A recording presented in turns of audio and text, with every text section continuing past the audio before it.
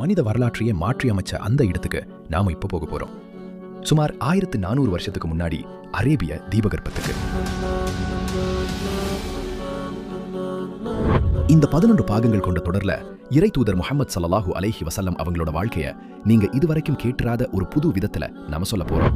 சில நேரங்கள்ல தாருல் அர்கம் இல்லத்துல ரகசியமா ஒண்ணு கூடிய அந்த ஆரம்ப கால முஸ்லிம்களோட உணர்ச்சிகரமான தருணங்கள்ல நாமளும் இருக்க போறோம். இன்னும் சில நேரங்களில் உமர் ரலியல்லாஹு அன்ஹு மக்காவின் சிலை வழிபாட்டாளர்களை நோக்கி அச்சமின்றி அவர்களை நோக்கி செல்வதை கண்டு நாம மிரண்டு போவோம்.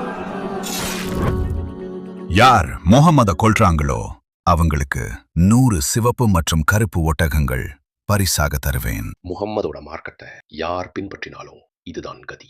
இத ஒரு எச்சரிக்கையா எடுத்துக்கோங்க. இந்த பயணத்துல சில இடங்கள்ல நம்ம அழுதுடுவோம், சில இடங்கள்ல பயப்படுவோம், சில நேரங்கள்ல நம்மையும் அறியாம சிரிப்போம். ஆனா அதிகப்படியான நேரங்கள்ல நம்ம மனசு ஒரு நிம்மதியாலையும் அமைதியாலையும் நிறைஞ்சிருக்கும். ஒரு இக்கட்டான சூழ்நிலையிலிருந்து எப்படி வெளியே வரணும்னு உலகத்துக்கே கத்துக் கொடுத்த அந்த நபியோட கதையிலிருந்து நம்ம வாழ்க்கையில இருக்கிற பிரச்சனைகளை எப்படி சமாளிக்கிறதுன்னு நாம கத்துக்க போறோம். நாம சும்மா கதையை மட்டும் கேட்டுட்டு போக போறதில்ல, அதுக்கு பின்னாடி இருக்கிற ஆழமான அர்த்தங்களையும் புரிஞ்சுக்க போறோம். இந்த பயணம் உங்களை ஒரு புது பாதைக்கு கூட்டிட்டு போகும். நீங்க யாருன்னு நீங்களே தெரிஞ்சுக்க இது ஒரு வாய்ப்பா இருக்கும். இது இறைவனுக்கு ரொம்ப பிடிச்ச ஒரு மனிதரோட கதை. தன் சமுதாயத்துக்காகவே தன் மொத்த வாழ்க்கையையும் தியாகம் செஞ்ச ஒருத்தரோட கதை. பலமுறை அவமதிக்கப்பட்டவர், நயவஞ்சகர்களால் மீண்டும் மீண்டும் துரோகம் செய்யப்பட்டவர், பல நேரங்களில் பல மாதங்கள் பசியோடு இருந்தவர், தனது அன்பிற்குரியவர்களை தன் கையாலேயே நல்லடக்கம் செய்து பிரிவின் துயரை சுமந்தவர். அவர் எப்போதும் மக்களை நேர்வழியின் ஒளியை நோக்கியே அழைத்தார். ஆனால் அதற்கு பதிலாக அவர் மீது கற்கள் தான் வீசப்பட்டன.